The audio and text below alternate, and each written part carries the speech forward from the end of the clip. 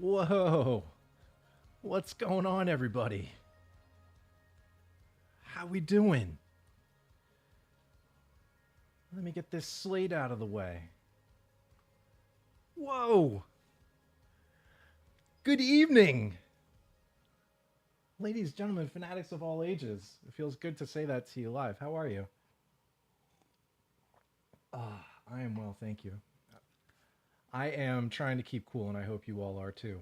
It has been a predictably terrible start to the week weather-wise. But thank you to those of you who have joined in. We're just going to chat some Phillies. We're going to talk baseball, right? Going to have a bunch of my sources just kind of go AWOL on me like that one. That was supposed to be the Braves and Mets. That's going well. See? All right. I'm off to a roaring start. What's going on, Wordsy? How are we doing tonight? Chipwich to you, my friend. Wordsy, of course, the famous and fabled winner of the first Phillies Therapy giveaway, which was wonderful. Gorbach coming on over from Twitch. Did Matt break news about Wheeler during the World Series on the latest podcast, or was it already known Wheeler was compromised? I think it was a sort of well-kept secret. I don't know exactly what the deal was, but I remember hearing about, I think it might have been something with his leg. Something just wasn't totally right. He wasn't 100%. And I think you could obviously see that from the way he pitched during that World Series. Honestly, it's something that kind of slipped my mind too. So I'm not really sure I don't really think it was new necessarily, but it was like bringing up that old wound. Thank you so much, Gorbot. So everybody who's joining us today, I just want to talk shop. We just want to talk about these Philadelphia Phillies and the way they're playing ball. We can also play a little Immaculate Grid. We got a nice little browser window up here. I've got a tab for daily walk-off too, if we want to do that. We can just, kill some time in the background while we talk baseball here. Audio level's pretty low. Yeah, that's about expected. Let me pop that up a little bit. Thanks. The problem I have with this microphone in particular, when I have to go through editing, because I do the editing here on this computer, I put it through Audacity, I always have to really boost the gain. I have an old interface. I don't know if it'll be able to reach in frame. There it is. It's a little Shure MVI that hooks up to this XLR cable, and it's old. It's discontinued. And no matter how much I crank it up, it doesn't quite give me enough power. So I think I gotta get a new preamp, just adding on to the equipment here. But thank you everybody for joining in with us. I guess I'll just fire up we can knock out this Immaculate Girl while we talk ball, right? And get more people in here. So the Phillies, of course, as you know, have been paying attention as I eat my French fries. Back in first place, we see that the Braves have taken a 2-0 lead here in the top of the third. That's looking pretty good. Feels weird to root for the Braves always, but I'll take that today. I think this top left corner here, this Twins Nationals, if I had my own account linked to this right now, I don't. But if I had my own account linked to this right now, I would probably guess Josh Willingham, and it would show that he is the most used player I have in this entire game. And it'll get 2% right there. So welcome in, everybody. Hope you're happy to talk a little ball here on this off day. If you have ideas for who could fit in the Immaculate Grid, please let me know. Oh, Donovan, sorry I sniped you. I had to get Josh Willingham in there. He's my ringer. He's my free space. I feel like everybody who plays this game has somebody that they go to, and my guy is Josh Willingham. I'm always down for Josh Willingham. If you've got any other boxes, though, feel free to chime in here as I continue to vamp. Matt will not be able to join us tonight. He is a wonderful family man that he is. He is finishing up Daisy Jones and the Six with his family, while he has an off day, too, before heading down to Houston. Yankees, Raul Ibanez. Raul Ibanez is one of those guys for me, 0.4%, nice. Raul Ibanez is one of those guys for me looking back on him and his time with the Phillies, this is a good little segue here. This is how we'll do this. We'll just segue in based on who we all guess here. So Raul Ibanez obviously sticks out for a lot of people who think like me anyway, who remember that he got a 3-year deal entering his age 37 season to join the Phillies right after they won the World Series. And it's like, okay, here's a guy who would put up some pretty nice numbers, right? Like this is a nice little run with Seattle. Pitchers Park, obviously, a lot of doubles. You think, oh, okay, but he had a really bad defensive reputation, like really not good. It was already a thing by this time, a meme, really, that he could just uncork a lawn dart of a throw from the outfield at the drop of a hat. Like you just never knew when his arm was going to backfire on him, like totally backfire. And so Ruben Amaro signs him to this deal, after Gillick steps aside, and it's like, okay, sure, fine. I hated it immediately. But his '09 season was really good. Honestly, it's like if the Phillies had won that World Series, nobody would care. I wouldn't care. I wouldn't look back on the signing as a negative thing. That's all. It's what winning does for you. But the rest of it it aged about as well as you would expect. He had a little bit of a bounce back before the end of his career, but it was really just that one season. But they signed him for 3. And so that's the way that goes. It was a nice player. I had nothing against Raul Ibanez, but that's just the way that went. We'll get to walk-off later. So we got a couple more things to fill in here. Do we have any more? Let's see if we can get a couple more Phillies tie-ins, getting that contract pre-DHNL as well. Yeah, that's the thing, right? Like, if you had signed, we saw that with Nelson Cruz later on, right? Like a few years ago. If you had signed Raul Ibanez to be a designated hitter in a world where the National League had the designated hitter by the end of the 2000s, okay. That's fine. I can live with that. That's okay. The problem was he had to play the field. And that didn't always go so well. Let's see what else we got here. I think, what do we got? Let's try and get a Phillies tie in here because I think those are the ones. That everybody wants to see. Anybody jump to mind for Nationals Giants or Nationals Yankees? I feel like there would have to be a reliever or two in that mix that would probably fit the mold. I'll have to keep thinking about that. I think for the Twins and 200 hits, we could fall back on Luis Ariz. Not a Phillies tie-in, but it's pretty obvious. Twins outfielder, we get Max Kepler. That's always good. Giants outfield, go with Pat Burrell. That one's usually good. Yeah, why don't we put Pat the Bat in there?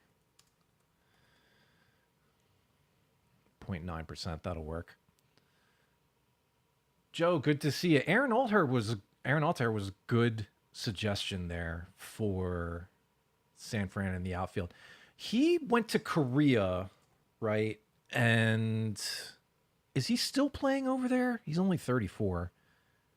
Oh, he's in Indy. Is that Australia? What is that? The American Association. Wow. Okay, so 34-year-old Aaron Alter in 37 games in the American Association has a 780 OPS with 51 strikeouts and 157 plate appearances. I don't think we'll be seeing him back in the majors this year, Aaron Alter. But that's a name, right? The Rhineland Rocket. Like, this was a guy who looked, before everything, who looked like he'd be a really good contributor, right? This is a good 2017 season. 19 homers, 24 doubles, 5 triples, 856 OPS, 122 OPS plus. I mean, that's good. And then it all left him. Strikeout rate went way up, and then next thing you know, he's playing for the Giants. Wow, that would have been some pull, right? 1 plate appearance? Oh, I don't know if it would have counted.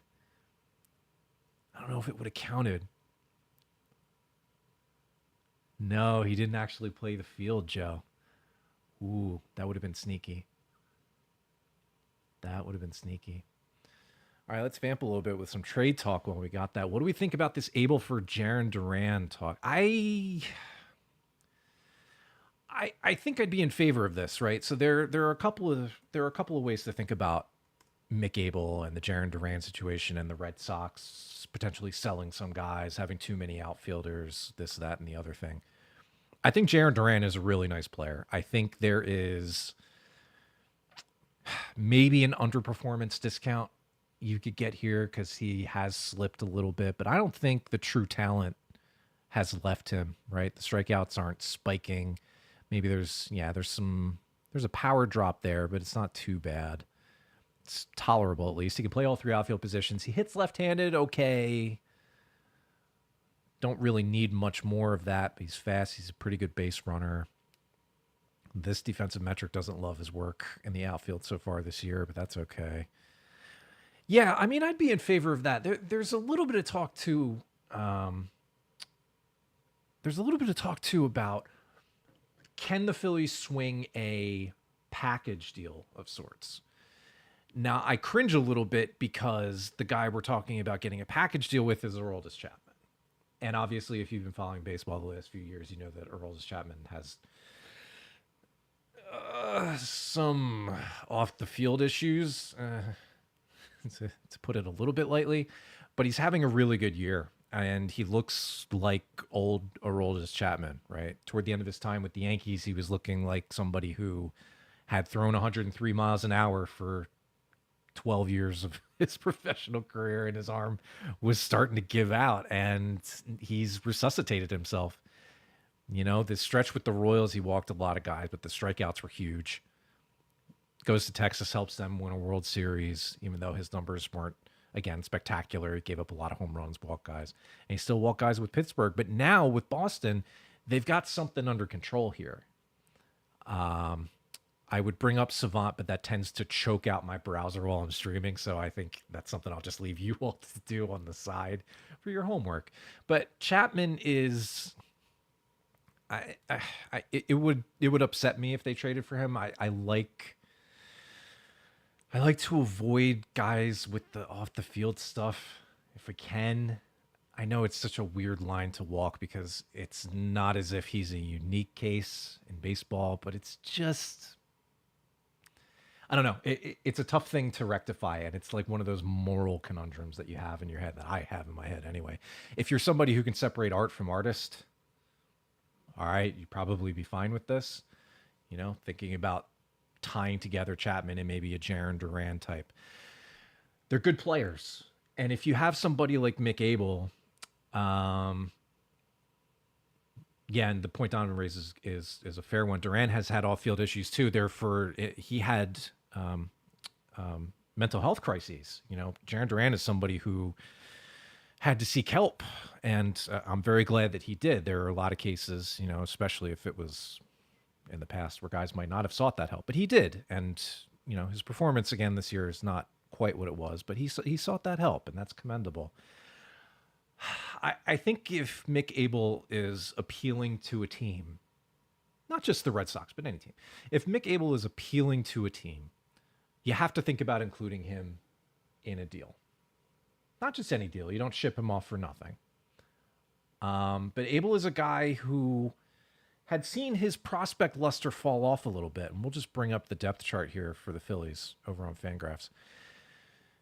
And we see that Abel right now is taking Aaron Nola's place while Aaron Nola recovers from his injury. And he's probably going to be out. I think I got my wires crossed with Nola and Harper while we were recording the pod earlier today. Harper's going to be back probably within a week or so. Abel is probably out until later in July, the way it sounds like. He was transferred to the 60-day. His status, let me see if we have that here. All right, 5/15. Right, so he'll be out through the All-Star break, just mandated.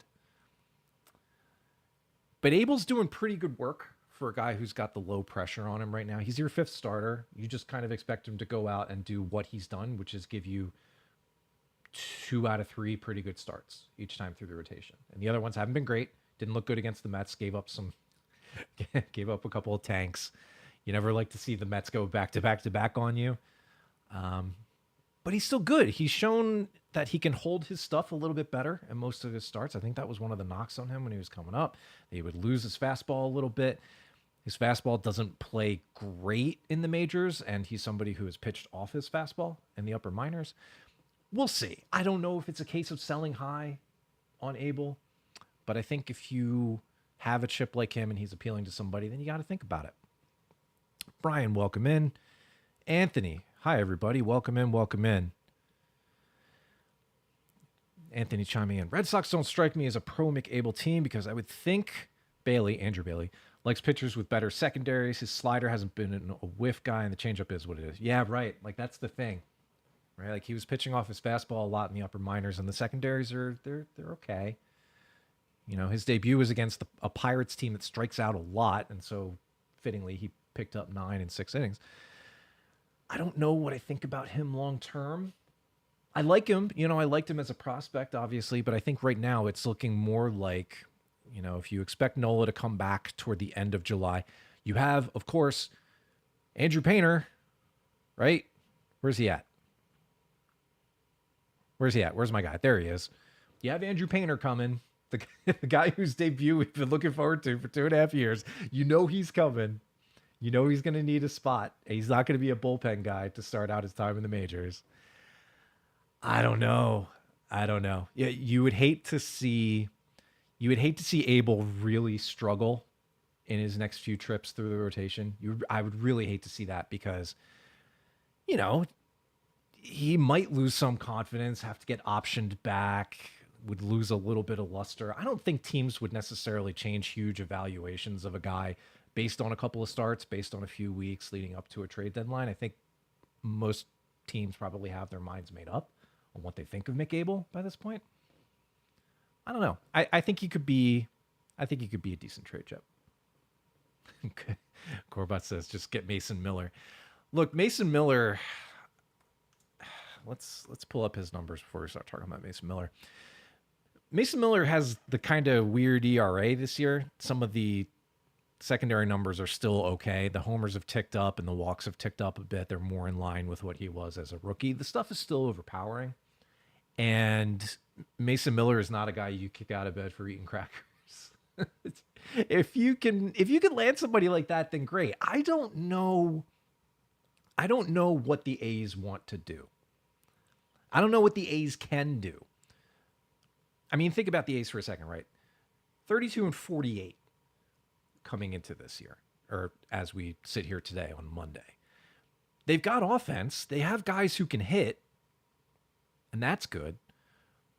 But the pitching, for as relatively durable as it's been, has just not, you know, maybe that's a park thing, but they're also going to be playing in this park for at least the next 2 years.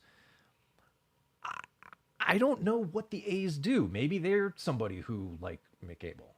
I don't know.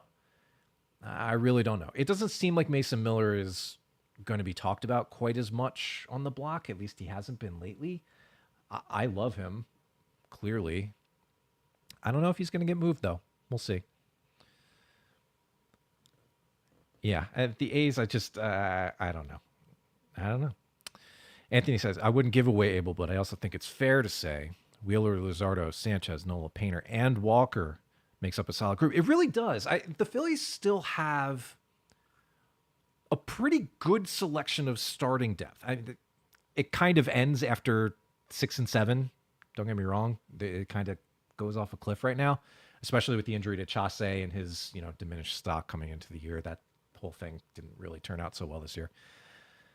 But the top 4, bare minimum, are very good. We're talking about Wheeler, Sanchez, Luzardo, Ranger, whatever order you want to put them in. Nola has not been good this year, but has a track record of being very good. And so you'd hope that when he comes back, he picks it up.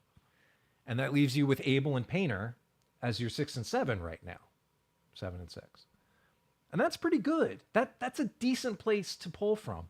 The Phillies still have this thing figured out where they have a way to keep these guys healthy. Knock on wood. It's worked so far. It has to keep working because that's what this team is built to do. They're built to have their starting pitchers pitch deeper into games than a lot of other teams can say they can. But if you have to deal from a position of strength where, you know, one of your only potential trade chips happens to play, you can count on two hands the number of reasonable trade chips that you could expect the Phillies to deal from that could land you somebody of impact. And that's leaving Painter off, right? There's a potential that Aiden Miller could get moved. There's a potential that Justin Crawford could get moved. It's low. Obviously, the team has said that they're really high on those guys, but there's potential. Then you have the lower guys like Eduardo Tait, Ruben Escobar. One sleeper guy who's kind of rebuilding his stock a bit is Alex McFarland, kind of in that lottery ticket mold. Maybe another team really likes him. I'm skipping over a few guys, but that's basically what we're talking about here. It's not a super deep system to pull from again. And I said this with Matt toward the end of the episode today. I was like, my optimism is the wrong word for it, but my feeling about a big deadline is kind of diminishing. I just don't know if they're going to pull from anybody below the able tier in terms of trade value. I just don't know. It doesn't seem like that's the way it's going right now, but we have a lot of time. We'll see exactly how the market plays out.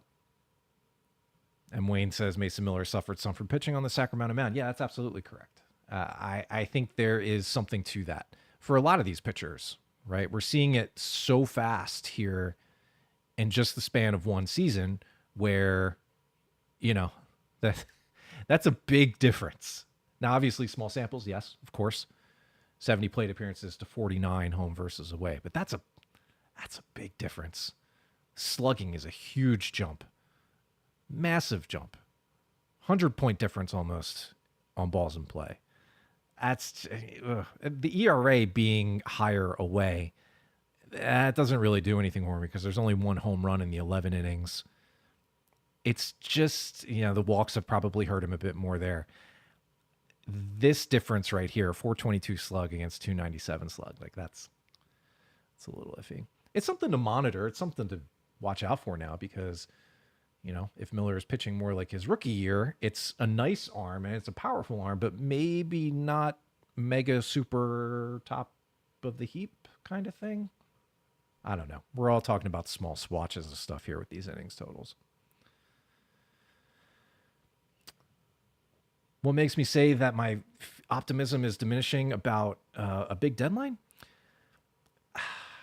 I think we've just seen Dombrowski and this front office now be more conservative a couple of deadlines in a row. We know they're going to look to add a relief pitcher. I think that's just done and dusted. They need to. They need to add a reliever to this mix. But I don't get the feeling that they're going to push really big chips in.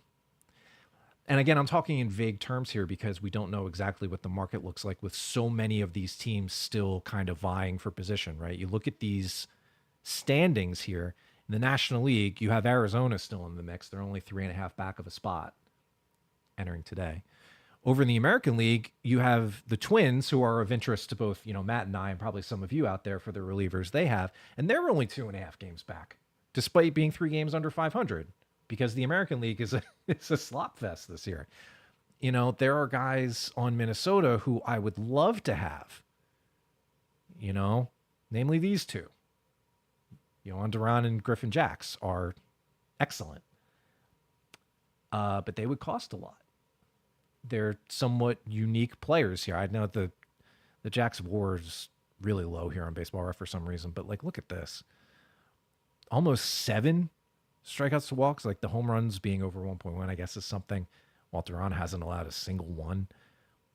But these are two really good pitchers that I would love to have, just for 2 examples. But they would cost something, right? Let's take a look at their control, just real quick.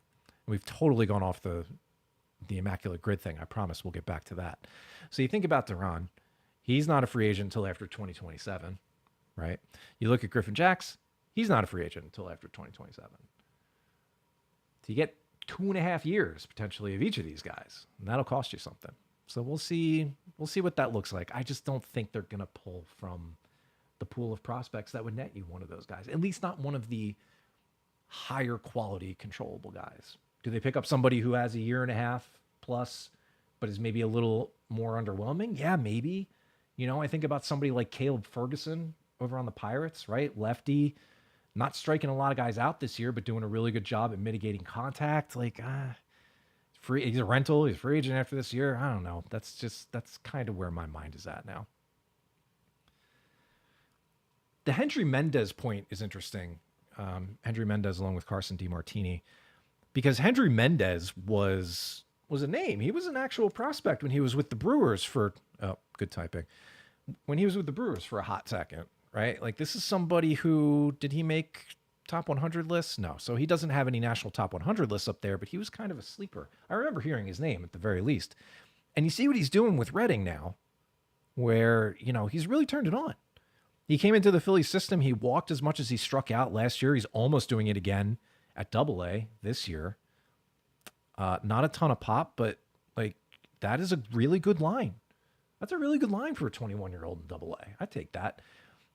So there's probably something there.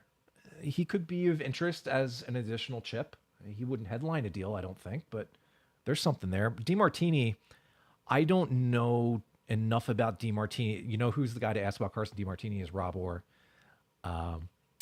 from Baseball Prospectus. He's a DiMartini guy. All I really know about DiMartini is how he absolutely pimped the hell out of one of his spring training homers, and I got a total kick out of that. I thought that was really cool. I love seeing guys play with a little tude. Brian asks, how much OOTP do you play? This is actually something that I've got queued up here. Hello. In case anybody wants to, do a perfect draft with me a little bit later. I've got my OOTP running in the background. We can do that. I don't really play the vanilla game too much. Back in May, I ran a couple of live start sims over in our Discord for just to see what the rest of the season would look like. Mostly to sim the trade deadline, because I like seeing what that engine thinks are fair deals and make sense for each of these teams. The Phillies did well in some of them and very poorly in a couple others. I couldn't really get a sense of it. Zach Wheeler got hurt almost every time. I don't love that. But I love playing Perfect Team. I've been a Perfect Team player for a few years now. I'm pretty good, but I'm not, I'm not a Master Series guy. I'll make a PTCS every once in a while. I haven't made a PTCS yet on this cycle. I made 3 last year. But we can talk about that a little bit more after this. Thanks for asking that. Honestly, though, this year, this is from Richmond. Honestly, though, this year is now or never. In the next few years, Schwarber, Realmuto, and Casti will be up. It's true. The team will be different in 2 years. Yeah, so this is both the good and the bad of the way the Phillies are currently set up, right? There are people who want that change, that sort of like refresh of the roster, who are at least ready for it. But you have to balance that with knowing what guys are still good and can actually help you. Like, you have to figure Kepler is not coming back. This is a mercenary deal for him. It's not going super great. So I don't think there's going to be a clamor, at least, not as of this moment, to rush to re-sign him. So that opens up left field. You're not plugging Schwarber out there again, even if you do re-sign him. But Schwarber has been really good.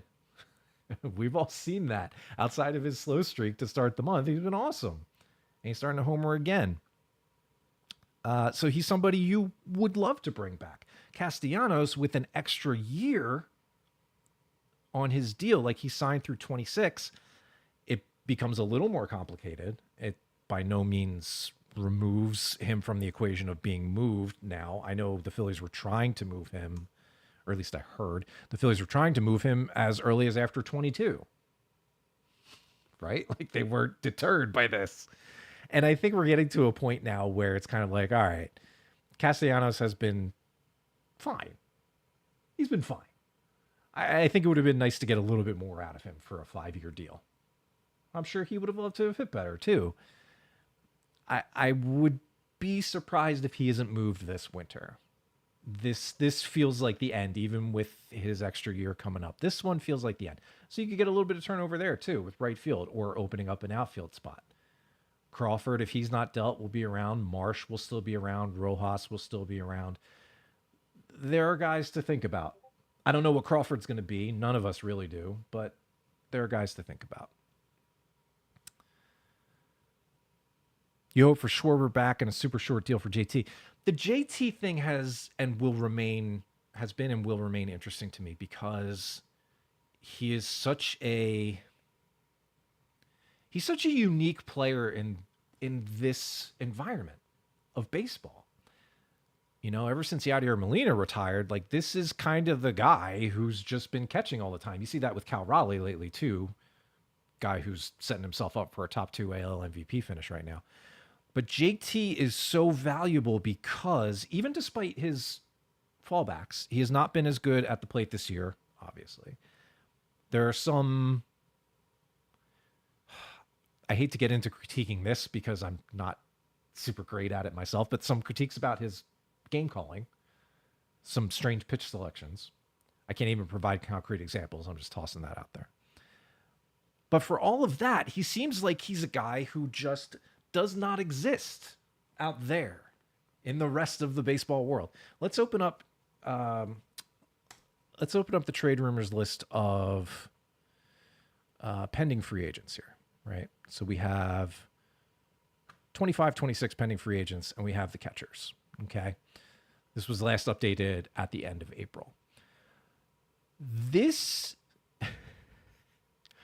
is not a good list of players. It's just like what do you do here? If you let JT walk or test the market or find another home somewhere else, you got to make a trade for somebody. Because a Marchand Stubbs tandem might not be the answer, first of all. And this market, this free agent market, I don't think you're going to find an answer out there either. Like that is not good. And this is the thing I keep coming back to, you know, when I think about, okay, JT is probably going to be looking for, he'll probably ask for 3 years at the start and maybe get down to 2 years. But if he's going to look for that, you know, you'd be thinking about locking up a guy who would be 35, 36, 37 as a guy who wants to catch what he probably would still want to catch 120 plus games, right? You have the DH in the NL now, sure, but the Phillies have shown very little in the way of doing this scale back that we were all thinking about in the winter, right? Let's look at his look, he's got 63 appearances as a catcher already. Like that's 63 in 78 games. That's they're still going hard with him. That's 125 start pace. And he continues to defy this. He's been hitting better lately. He's doing one of his, you know, mid to late season heat up things. But I don't know. I would hate to feel underwater with some of these contracts potentially that are coming up, because everybody knows now in free agency with multi-year deals, you pay for the first year or two and then you kind of cross your fingers unless the guy is, you know, 26, 27 years old. So I don't know. The JT situation is very interesting to me. There are so few alternatives, so few good alternatives. The depth in this organization is a bit lacking. Taiit, even if he was, you know, closer to being major league ready, he's not. There's questions about how long he'll stick at catcher. Right now, he's your best catching prospect. You know, it's just, it's kind of a weird situation. I would be really happy with a 2-year deal for JT. I think that's something everybody could handle. Max, you blog over on Twitch says, I always thought the criticism of JT is his framing, which feels so hard to quantify. Yeah. But the way he handled pitchers is his benefit. Yes, absolutely. So my camp is I absolutely believe framing is a skill, but I haven't bought into the way we measure it yet. I don't really love the metrics. I still think there's a little bit too much in the way of umpire variability, you know, the shape of the pitch as it crosses the plate or doesn't cross the plate.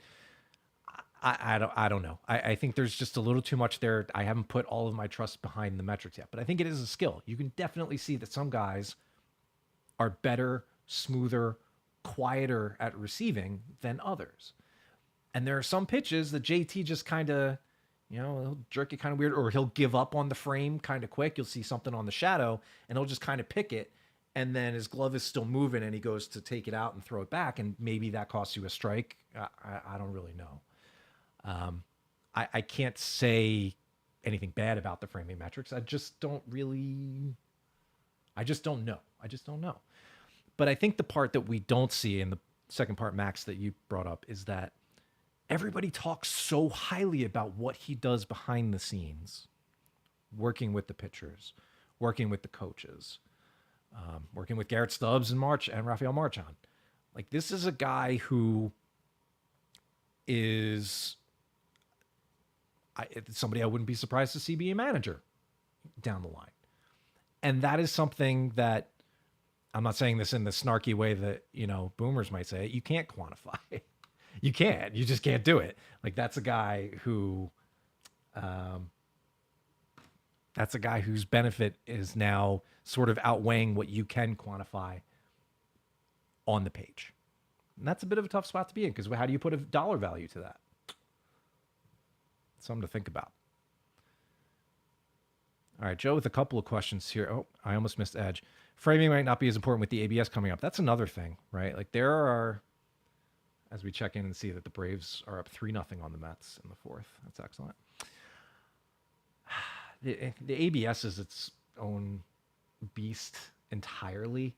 You're right that it would take framing out of the mix, at least diminish it a little bit, because the challenges are limited, right? You can't challenge every close pitch.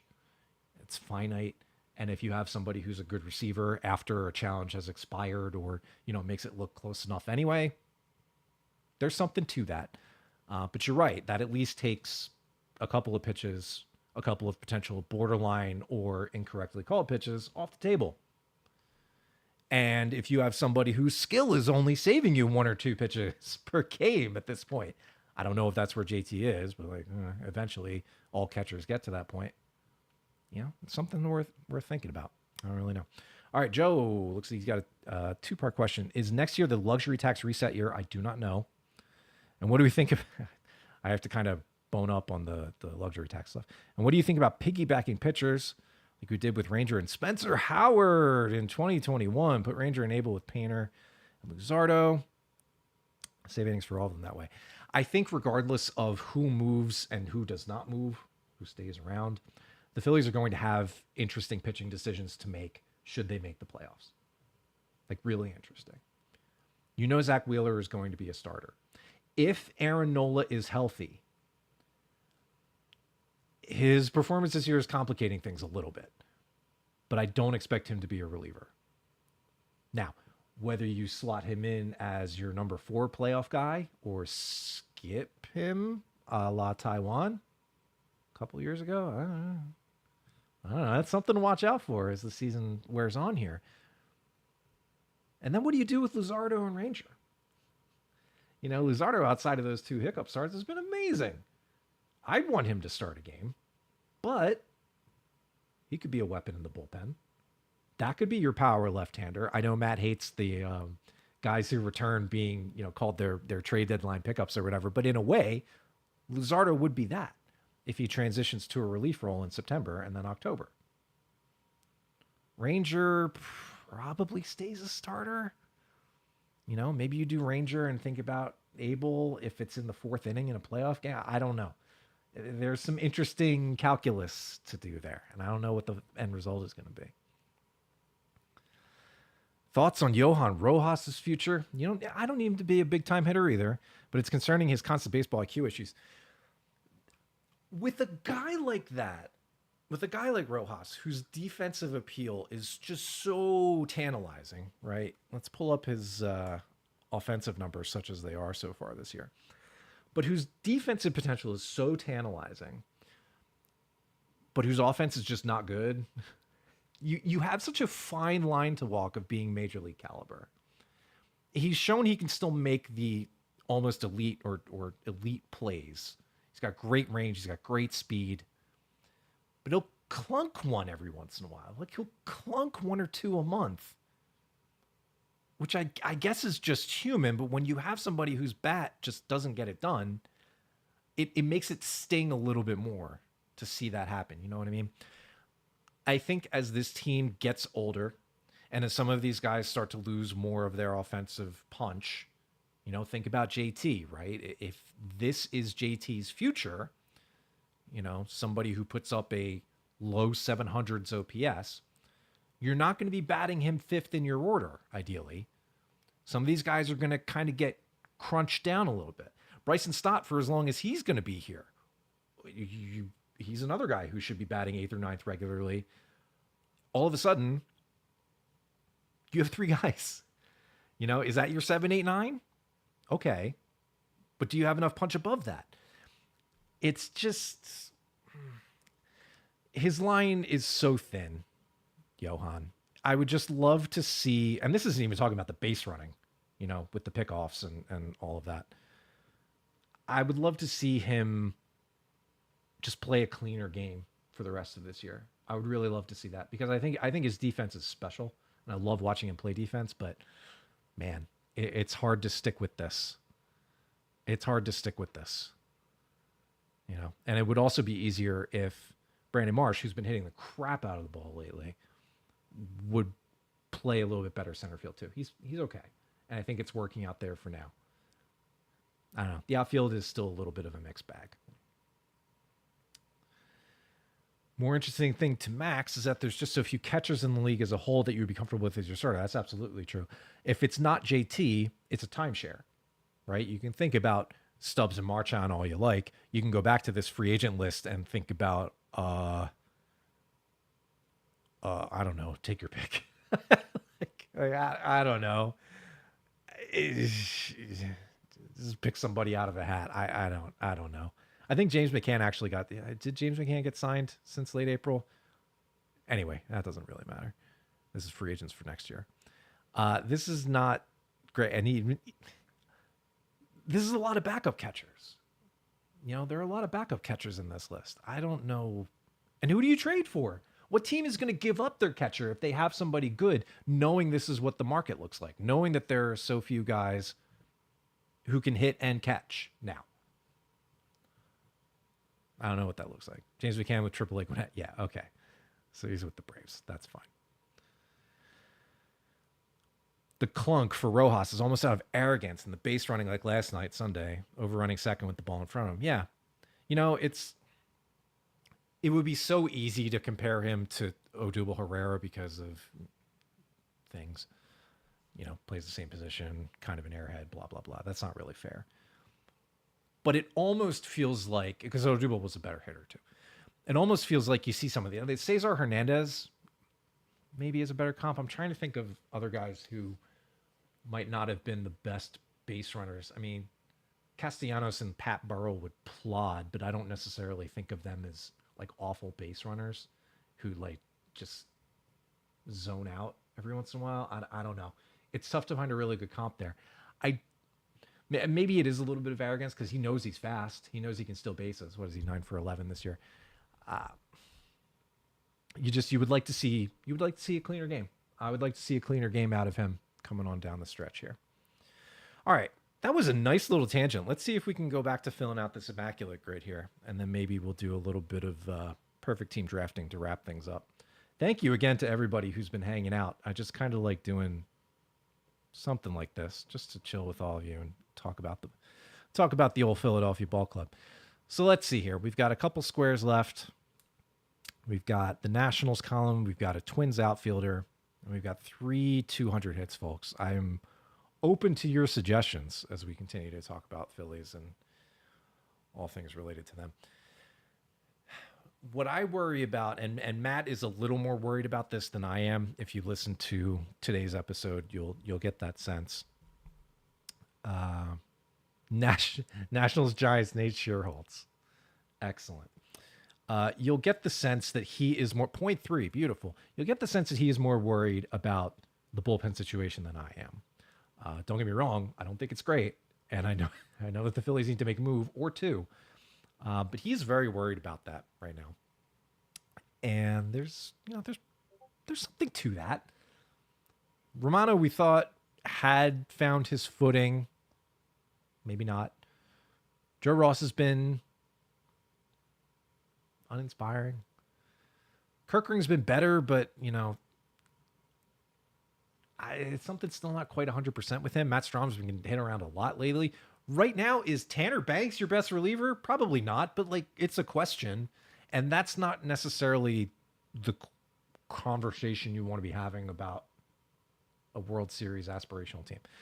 So they'll need to do something, and there is rightful concern there. But I don't know. I think there's enough to at least make it work for the moment. And they've opened up the churn. Max Lazar, Alan Ronhell, they are, Michael Mercado, the likes of those guys are on option years. Seth Johnson, Daniel Robert, who's been up. Some of these guys were picked up for that specific reason. Josh Walker, Nolan Hoffman were, I believe, both cash acquisitions. And that's what they're here for, and that's what they're going to use it for. Maybe they find something there. Again, that's not really something to hope for. It's a regular season problem. We'll see how it actually plays out. Luzardo could be a bullpen weapon against the Dodgers in the playoffs, specifically when Ohtani and Freeman come up in the 8th or 9th. I remember when Matt Strom was facing Ohtani, last year during that series, and how he was able to make it work with pitches down. Sliders away were working pretty well for Strom, against the likes of Ohtani there. Freddie Freeman is just one of those guys where it's just hard to pitch him because he's crazy. He might be the guy I fear the most in that lineup.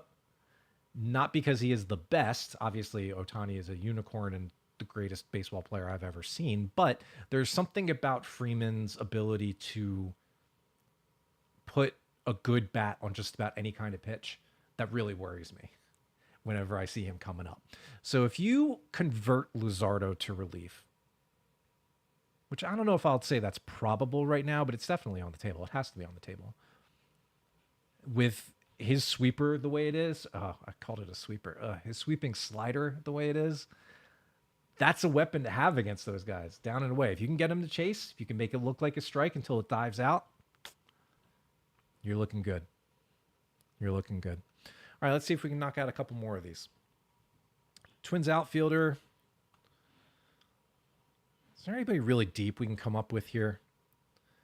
Obviously there's the Jacques Jones and the Shannon Stewarts and the Torrey Hunters of the 2000s and early 2010s.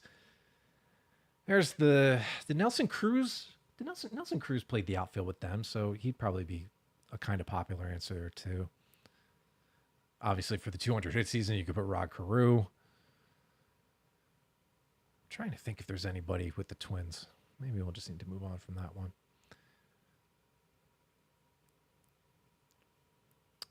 Shout out Ben Revere. I mean, yeah, sure. Why not? Well, wait, did he get 200 hits? We could maybe use him for the 200 hit season. I don't want to look that up. But we know he played outfield, obviously. I'll think about that. Yeah, Ben Revere was a nice player. Couldn't hit for any power. That's fine. I'd look him up, but again, I don't want to cheat. You know what? Fine. I'll just put him here.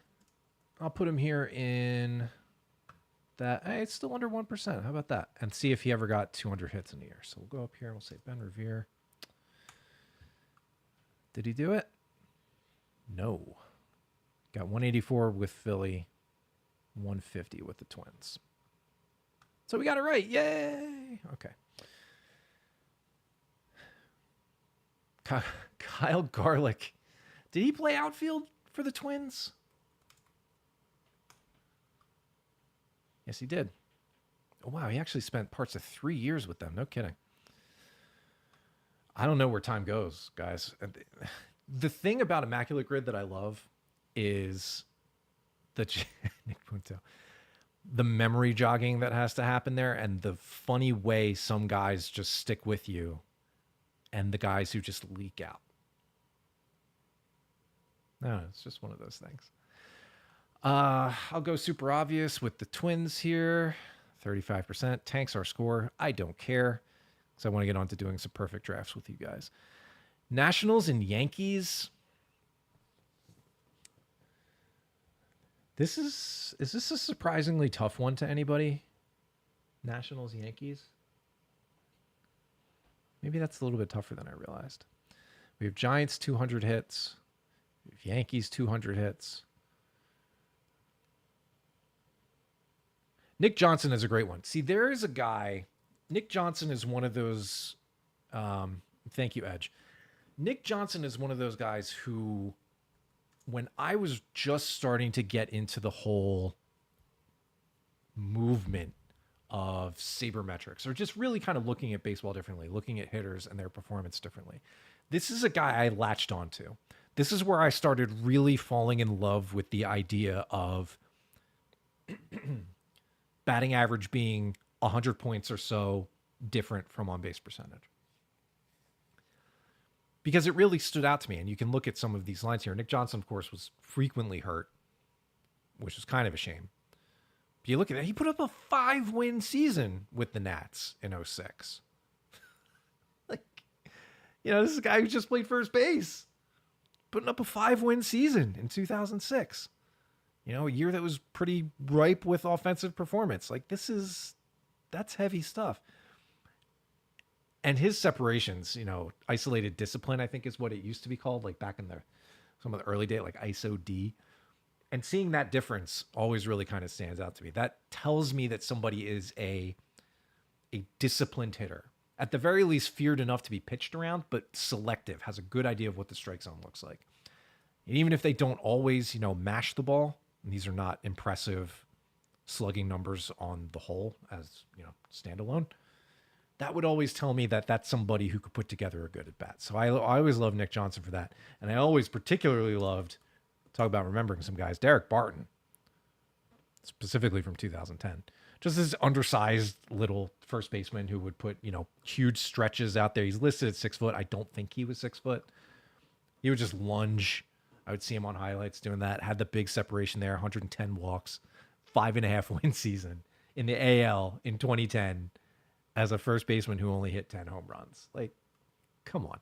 If that's not the essence of remembering some guys, I don't know what is. All right, so let's rack up a couple more 200 hit guys. San Fran and the Yankees. The Yankees do just have... Who didn't have 200 hits for the Yankees? I think is the better question there. Should we try and go for somebody who's like a slightly deep cut, like a Tony Lazzeri? Did he ever do it? Roger Peckinpah ever do it? I don't know. What do you think? Do we risk it for the biscuit here? Do we try somebody with a lower percentage? Not go for a Gehrig or a Mantle, or I don't even know if Mantle did it, honestly. Mantle might not have. Yeah, let's try Lazzeri. Let's try Tony Lazzeri. No. All right. That's over then. Then we'll just put in the late, great Willie Mays there, and we'll settle for our 215. All right. We'll wrap things up here. We'll just do a quick little perfect draft situation. Let's see. Do I want to do it this way? No, actually, let's not do it on the monitor. Let's minimize this. Let's bring up the window. There we go. That's a little bit better. All right. So one of you in chat said that they do the daily OOTP and chill, which I am signed up for. And that is the one that is happening soonest. So I think that is what we're going to do. We're going to draft this. Now, Perfect Team, for those of you who are unfamiliar, is very cool. It's a card collecting game, basically, in the vanilla game, where player seasons are assigned ratings. And you put a team together of these cards and play against other teams of cards. They simulate full games, and you get to see how your guys do. You're separated into tiers. Like I am in what is called the High Gold League right now. There are 3 levels above me. They just recently changed this. Low Diamond, High Diamond, Perfect. So I'm decently well up there, but I can't get past High Gold because it gets really tough. And I don't have every single 100 rating guy. But my collection is a 91. I've got a lot of them. Anyway, that's what you do there. When you get into perfect drafts, and I'll fire this up here. Perfect drafts are great because they open up the whole collection with some restrictions or filters based on the tournament that you sign up for. And this is just for perfect drafts. For traditional tournaments, you can assign rosters based on your actual collection. But here's the rundown, right? This is what's going to happen. Gives you all the info right up front, right? 13 rounds, 26-man roster, and this is how they're set up. You get 1 perfect card, you get a couple of diamond cards, and then you fill out the rest. Rotation, bullpen, bench, the whole lot. with that set right there, including an iron round at the very end, which are the worst. I say scare quotes with the worst because sometimes you can find a gem in there. Worst cards to help fill out your roster. And the rewards here, this is just currency to buy packs or other cards. So this one in particular is out of the park era. Every player and season card that we're going to have to pick from is from 1999 to present, which also includes future legend cards, I believe. They might not have updated this description now that I see this. I think future legend cards are involved. Anyway, let's get into it. I don't really pay much attention to park factors. And so here's how it gets set up, right? You have your selections here, and I'll show you what the ratings look like. So I'm leaning toward picking Andrew McCutchen. These are the ratings. It's based off his 2012 season when that was his MVP year. And he was excellent. He can play all three outfield positions. Doesn't have a great arm, but he'll pick it. Can run a little bit, and he's got great hitting numbers for an outfielder, especially someone who can play a great center field. The BABIP rating is important in this version, OOTP 26. He's got very high against lefties there and good against righties. My other thought would be Dylan Cruz, future legend Dylan Cruz, who's better at running, not quite as good on defense, but who can also put a little pop in the ball. If it's me thinking about modern era and not great home run numbers, this goes right left. Actually, maybe think about this cookie season, because that's pretty good too. No, let's go with Cruz for the running ability and see what that can get us if we're going to be limited on power. And then we get into diamonds. I like this cargo card. A lot of purple in there. Plays a good outfield. I tend to stay away from live cards in something like this, typically because they're usually not quite as good as the historical cards. That's been true for a couple of years now. It's not universally true. Like if you get Aaron Judge, you pick Aaron Judge. But I'll pick cargo here. So now I got my corner outfielders. We have a historic Ryan Braun here. That's pretty good. I think it's an early cycle 99. Yeah, current Red Sox Rafael Devers. These cards and the rosters and the ratings, you can see the changes there, are only updated once a month for the live cards. Obviously, the Devers trade has not processed on that end yet, but at the start of July, everything would get refreshed based on the past month's performance. But we have 5 live cards here in the Ryan Braun, which I don't love. But I think Cattell is a pretty good live card. His BABIP is low. He plays everywhere. He's got good gap. Garrett Whitlock is unimpressive because he doesn't have good BABIP suppression, and his stamina is good for a reliever, but am I drafting a long reliever at this point in the draft? Probably not. Pablo Lopez, nah, not inspiring. This is not a very good round. I'm not really loving this round. I'd probably go Austin Riley and just live with the not great third base defense and just see where that gets me. So I'll pick Austin Riley. More live cards. This is the problem with one of these OTP era drafts is you get kind of overloaded with live cards, which is not my forte at all.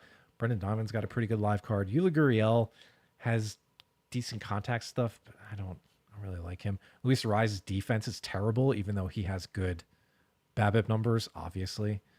That's just horrid defense. You have to play him in left field or DH him. Griffin Jack's favored trade target of Philadelphia Phillies world. That is not a very good live card. This is just an uninspiring draft. This is not a very great way to get everybody excited about this mode. Ryan O'Hearn has got a solid live card.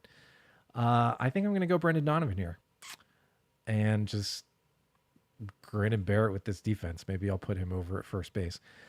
Tovar is just not looking good right now. Do I do a Rise? I guess I do a Rise. Oh my God, this team is going to stink. This team is going to stink. I'll put Donovan at first base and hope I get a better second base option. Adam Jones is a good outfielder with range anyway. Outfield error is a little less important when it gets down to drafting these guys, but still, you don't really love the full package there. Zach Eflin has good control, which is nice, and good BABIP. He's probably a fallback. I don't love him in the gold round. Travis Buck has good power and eye, but he's a little bit all over the map. Honestly, yeah, he's only a corner outfielder. Former Phillies great Ben Brown. A little bit better than I think he is in real life based on this card right now. Boy, I don't know. Correa, not inspiring. Chapman's got good defense, but that's it. Janier Cano was just demoted lately. All right, so I'm going to pick Eflin. And I think Teo's got, Teoscar has a pretty good live card. The only problem now is I got to move Dylan Cruz to center field. Live with that. Move Teo out to right. Great. One more gold round. Let's see. Kim is a good reliever, and I'm going to need relievers soon. Kevin Alcantara has a good future legend card this year, but again, I'm pretty well set with outfielders and corner guys. Former Phillies great Justin Bohr has a historical card where he's just all power, but again, I've used up those spots. Another former Phillies great, you might remember Dontrell Willis from Phillies spring training. What would that have been? 2013? He's not a great card for this. So I'll pick Kim. Colson Montgomery would be good if he played a better shortstop. I would live with this batting profile at shortstop if he could play it. And he can't really do that. Another former Phillies great, Hunter Pence. Again, I've used up my outfield spots. Fernando Cruz is good stuff numbers, but everything else is just a little bit lacking. Gavin Lux can play everywhere. Scott Downs is... yuck, basically, is what this boils down to. So I am... just because he's solid all around. You want Justin Bohr? You want Justin Bohr? Fine. Whatever. We'll do Justin Bohr. We'll move Brendan Donovan back to second base. And we'll move Kim to the bullpen. This team is a mess. Watch this team make a run to like the quarterfinals or something, despite it being a mess. All right, there we go. There's somebody who can play a little bit of defense. This Brendan Ryan card is pretty good on D. I would think about adding him to shortstop. This Almora card is good on defense, but again, I've put myself in a corner with my outfield situation. Edgar Caro is a good offensive profile, not great on defense, but I don't have a catcher yet, so I think I'm going to pick him. And I might... God. There's just not enough pop in this lineup. But Kepler Live... yeah, the Kepler Live card is...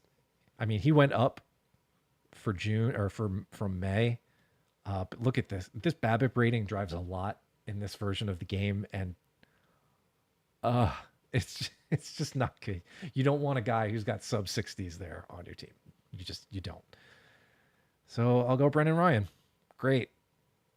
Hey, there we go. Okay, we got future legend Mick. All right, so this card was released around the time of his call up. It's a high silver. It's cool. It's got good stuff. The control is what lacks, right? But he's got good BABIP decent BABIP numbers. Okay home run suppression numbers. I think he might be the guy. And this is a Phillies stream, so we'll put him on there. I need pitching pretty badly, though. We are halfway through our reliever allocation, more than halfway through our starting allocation. You look how far Adley has dropped off. Like, that's another low BABIP situation, and his catching numbers aren't great. You'll see this a lot with live cards, too. They just kind of give guys the ability to play the field. Even if it's not realistic, it's just a thing that happens in this game. Ed Taubensee as another catcher would be good, except he is terrible on defense. He's DH only. So realistically, I've got all my starting position players. Could go with another high stuff, low control guy, Noble Meyer. Could get somebody who plays everywhere in Cole Young. That might be the way to go, especially if we want to think of our good friend Justin Bohr as a platoon bat, right? Move Brendan Donovan over. Cole Young also hits lefty like the other guys, but he can at least hang in there against lefties. Mark Hanna, nope, defense just doesn't do it. Dougie Fresh has good defense, not a lot of bat. I'll go with Cole Young. And Mick Abel. Hooray. Another round of silvers here. Probably still want to think about pitching. Although we have the baseball ref Benji Molina card, which I love. I think this is a fantastic silver pickup. The eye is terrible. Don't expect him to really draw any walks in the course of a tournament. But if this guy with these catcher ratings and these BABIP and Avoid K ratings, you know, in our case is our second catcher, potentially our starter against lefties, I love him. I pick him almost every time. I don't really use this Chris Stein's card. No, he's not of use to us here. Robert Hassel for another outfield option. Yeah, you think about that. Probably want to lean towards some of these relievers. Okay, so Eric Miller, specialist guy, really low control. Not really what you want. Bryce Harper's arch nemesis, Dylan Lee. You can kind of live with those home run numbers for the BABIP numbers. Will Warren, just fine light greens across the board. Nolan Gorman's got a little power. What's Adrian Morejon look like in this? Nope, that's not good enough. And I think John Schreiber last year was interesting. Yeah, because he had good home run suppression, but this isn't going to do it. I think we can just say hell with it and go with Eric Miller. All right, cool. This bullpen is going to walk everybody. Let's still keep up with the pitching here. Max Kranick, who was optioned by the Mets, is pretty good. Trevor McGill had a ratings hit. Ooh, no thank you. David Festa, uninspiring. Brian King, specialist. Yadiel Hernandez, as a lefty bat against left-handed pitching, I don't know. Mike McDougal is one of those guys. If you were playing fantasy baseball around the time he was going, he was somebody you'd have on your team in the early 2000s. But yeah, that's about what Mike McDougal was, which is to say not very good. Richie Palacios has good eye, no power. Boy, this team is tough. I hope everybody else has drafts that are as tough as this one, because I'm not really loving this one. I could get Moncada for switch hitting just as an option. I think that's fine. Former Phillies great Daniel Nava.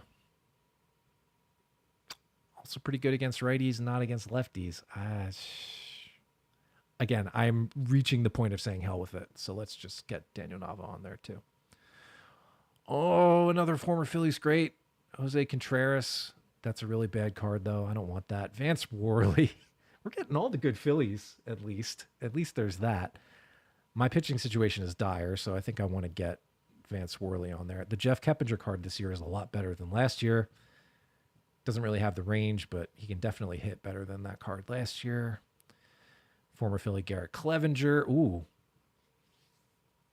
He's got better control than I remember on this card. He might be the guy. John Gray is uninspiring. John Singleton. We're going through all of them, man. Wow. What's John Singleton's live card look like? No. That's not going to do it. Let's get Garrett Clevenger on there. And Vierling, too. Holy crap. Has everybody in this game played for the Phillies, or is it just me? All right, let's go with those two. We've got 3 starters, 3 relievers, and this is our last bronze round, which means the iron round comes after this, and we've got 2 starters, a bunch of relievers. You still need a backup center fielder, really? This team is ugly. To whoever may be watching this who's playing my team, the Scranton Parade Days, best of luck to you. Brad Bamboo Miller. I mean, he can play center field. He could be, he has 23 rating. He could be a center fielder. Oh, my God. If we're just going Dan the Torpedoes, I'll put Brad Miller in there, because we're just having fun at this point. What do some of these pitchers do? Angel Perdomo, you could live with that. Aaron Ashby, I don't think is very good. No, I don't want that. Yeah, that's right. 30 home run hitter, Brad Miller. Phillies almost traded for Paul Sewell. Those home run numbers are terrible. But if home runs are suppressed in this park we're playing in, yeah, okay. We're hard up for pitching too. All right, so now here comes the iron round, where I now need to have 2 starting pitchers and 3 relievers. So this entire round is going to be spent on pitching. I have absolutely butchered this draft to hell. Do not take advice from me based on this one perfect draft. This is just to give you an idea. All the disclaimers. So let's see. We have to pick. We have 1, 2, 3, 4 total pitchers. Oh, dear. All right. So we got to pick all 4 of the pitchers. Great. And find somebody to fill in after that. Oh, Johan. Johan has okay defensive ratings on his live card, and I think even the hitting ratings are a bit better than what we get out of him. And I do need a backup center fielder, right? What's Jeff McNeil's center field rating? 32. No thanks. Chris Taylor, 47. No thanks. Yeah, let's get Clunker on there. They are going to rename it Imperfect Draft because of this, Max. You're absolutely right. So there you go. There's a perfect draft. After that's over, assuming you finished it in the time limit, we had 20 minutes to concoct this mess. You then get to set your pitching staff and your lineups and your strategy settings. And I don't care if you all see this because this team is a mess and it's not going to do anything. Anyway, I have strategy settings I've carried over, and you submit your changes. And so this tournament will fire off a little bit later. So there you go. That's a perfect draft. We'll do more of this. I think this is a good spot to wrap up. Let me bring back the other browser over here. All right, cool. I think this was a good proof of concept. We did almost an hour and 15 minutes, something like that. Yep, hour 15. We've been up. Thank you, everybody, for hanging out. We'll do more of these, and Matt will be part of more of these. He's just, binging TV tonight, and that's okay. You go, Matt. I hope you've all had a chance to listen to some of the episode this week. If not, we would appreciate that. A lot of folks who are coming in are part of our Patreon community and the Discord server that comes along with it. It's patreon.com/Phillies Therapy if you'd like to join. $5 a month, or buy 10, get 2 months free. Matt and I are very active on that server. We love to chat with everybody during games. We'll bounce ideas back and forth, all folks in there, for episode recordings, mailbags. That's how you can submit mailbag questions. It's a really great community, and we'd love to have you. And we'll do more of these. So stay tuned to Blue Sky things, Discord things, all the things. I'm going to play a little bit of music to play us out because I did not put this playlist together for nothing. Let me get it going here. Let's go to the next track. There we go. Let's get a little bit of that ambient music coming in. All right. Thank you, everybody, for coming out and hanging out with us. I'm going to sign off here. I would say for Matt, I am Paul, but Matt's not here. So for Paul, I am Paul. Thanks for watching. We'll see you next time.